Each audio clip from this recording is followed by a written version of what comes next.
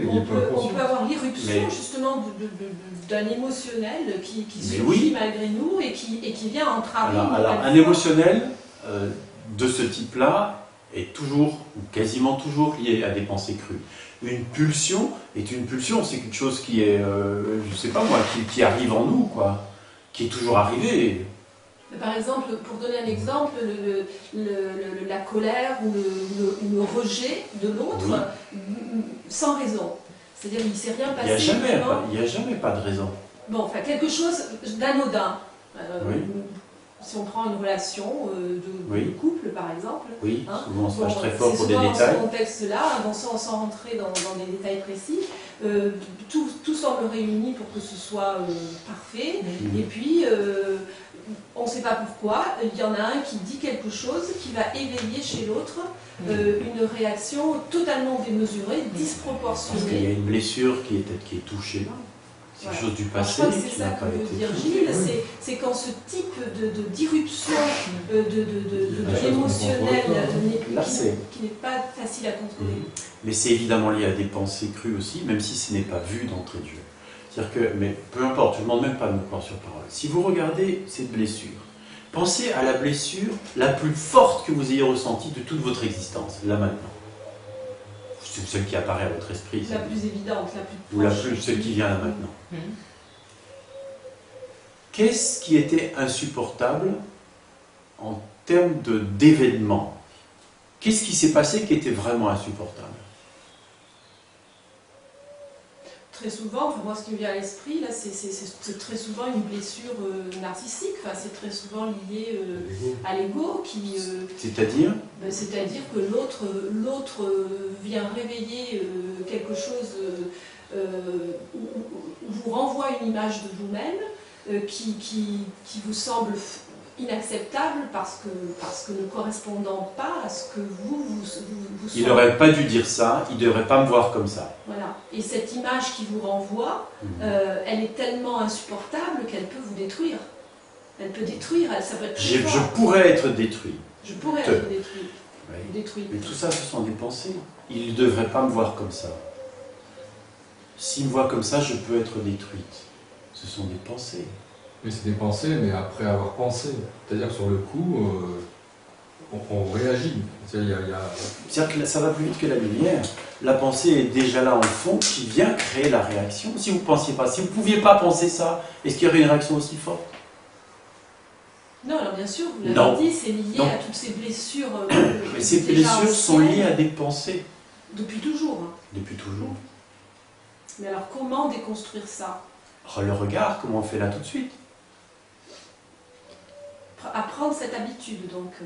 Chaque fois qu'on est confronté à ce type de situation, avec ce type de phénomène, avoir le réflexe, essayer de développer cette habitude, de prendre cette distance. Sans en faire une stratégie, parce que sinon c'est récupéré par l'idée d'un moi qui va appliquer ça. C'est dur, hein? C'est très dur. C'est à la fois très dur et très simple, parce que regardez combien de temps il faut là tout de suite pour dire « Ah oui, mais quand j'ai été blessé profondément, il y avait l'image de moi qui était atteinte. » C'est-à-dire, je ne supportais pas qu'il pense ça de moi. Il ne doit pas, sous-entendu, il ne doit pas penser ça de moi. Il nous faut quoi, 2 minutes pour trouver ça? Et puis en plus, j'ai l'idée que je peux être détruite. Il nous faut combien de temps de plus? 10 secondes de plus pour trouver ça. Maintenant, si vous ne pouviez pas penser ces 2 pensées, vous n'auriez pas été blessé. Bah, bien sûr. Si ces pensées étaient apparues et qu'elles n'avaient pas été crues, elles apparaissent, ça choque à l'intérieur et ça passe.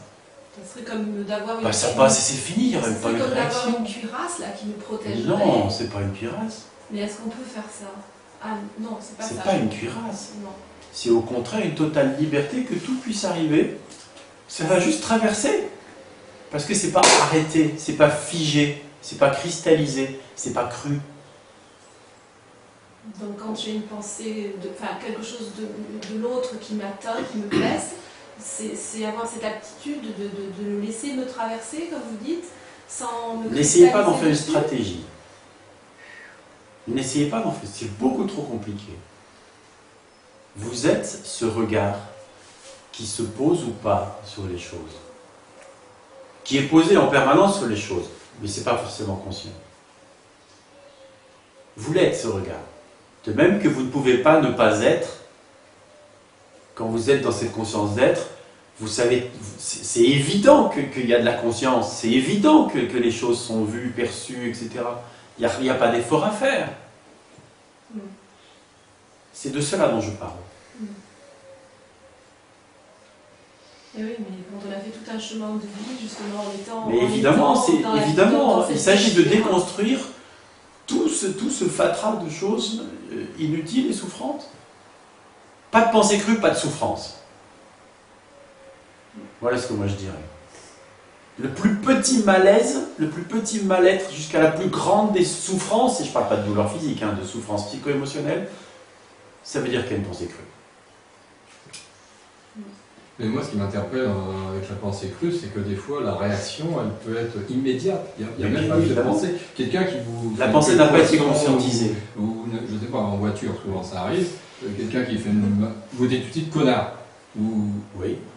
Ça, c'est une réaction réaction comme ça. ben, Est-ce qu'après on dit connard, ça passe, ou bien est-ce que la colère reste? Non, mais c'est pas ça. Le problème, c'est que la réaction, elle a eu lieu. Ah, mais c'est normal qu'il y ait une réaction. Oui, mais bon, Il y a un bruit fort, on sursaute. Il peut être trop tard, après on a fait une réaction. Ça dépend. Oui, c'est ça. Ça dépend. On a perdu le contrôle, c'est ça le problème, on perd le contrôle. Il y a l'idée qu'il y a quelqu'un et que ce quelqu'un a le contrôle. Il y a réaction. C'est ça que j'essaie de... Mais alors, il y a réaction, c'est normal. Il y a un bruit fort, il y a une réaction, on sursaute. Tout le monde. C'est normal qu'il y ait des réactions. Mais une fois que le bruit fort est passé, eh ben ça se calme. Oh, qu'est-ce qui s'est passé? Et puis c'est fini. On n'en fait pas une histoire. D'accord? Ça, il y a quelque chose de tout à fait normal dans une réaction. C'est physiologique, quoi. Quelqu'un qui fait une queue de poisson, il y a une surprise, forcément il y a une réaction. Alors ça peut sortir sous connard ou simplement une contraction, peu importe. Est-ce qu'après ça reste? Mais quel imbécile, comment ils peuvent faire ça, et jamais ils devraient. Est-ce qu'il y a tout un discours comme ça qui sort derrière? Ou est-ce que c'est juste connard et après c'est fini? Le problème, c'est la réaction. Mais la réaction, réaction, c'est gentil, mais bon, vous êtes avec un conjoint ou avec quelqu'un, vous lui mettez un coup de poing, une claque. Non, mais ça, c'est déjà une réaction plus forte. Voilà, c'est ça que je veux dire. La réaction, elle peut être, je sais pas, on perd le contrôle. Il y a des gens qui assassinent des gens, bon, c'est pas pour passer. Il y a une réaction. Oui. Violence. C'est violent.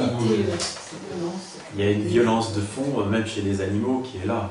Ouais, donc on revient sur les instincts. Il y a des instincts, il y a des choses comme ça.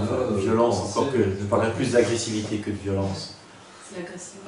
Oui, il y a une agressivité de fond qui est physiologique et qui est normale, et qui ne disparaîtra pas, qui ne pourra pas faire disparaître. Mais dans ce que vous dites, j'entends, on perd le contrôle. C'est-à-dire qu'il y a l'idée d'un moi qui pourrait avoir le contrôle. Il y a l'idée d'un moi et il y a l'idée de ce moi qui pourrait avoir le contrôle. Et ce que moi je dis, entre guillemets moi, c'est qu'il n'y a pas de moi. Donc il n'y a pas un moi qui peut avoir le contrôle ou qui peut ne pas avoir le contrôle. Il n'y a pas un moi qui peut choisir ou qui peut ne pas choisir.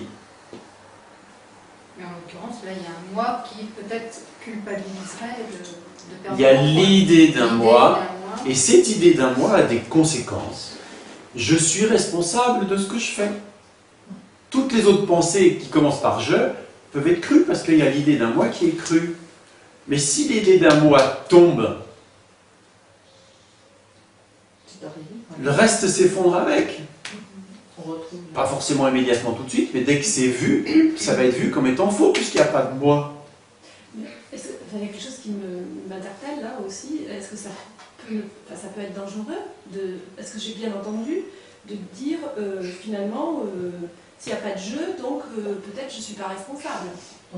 Alors ça c'est récupérer le système et dire je ne suis pas responsable, donc je peux faire ce que je veux. C'est-à-dire qu'il y a encore l'idée d'un moi. Et ça peut devenir très pervers ça. Ça c'est très pervers, oui. Parce que c'est l'idée d'un moi, ça s'appuie toujours sur l'idée d'un moi. Ah mais moi je ne suis pas responsable.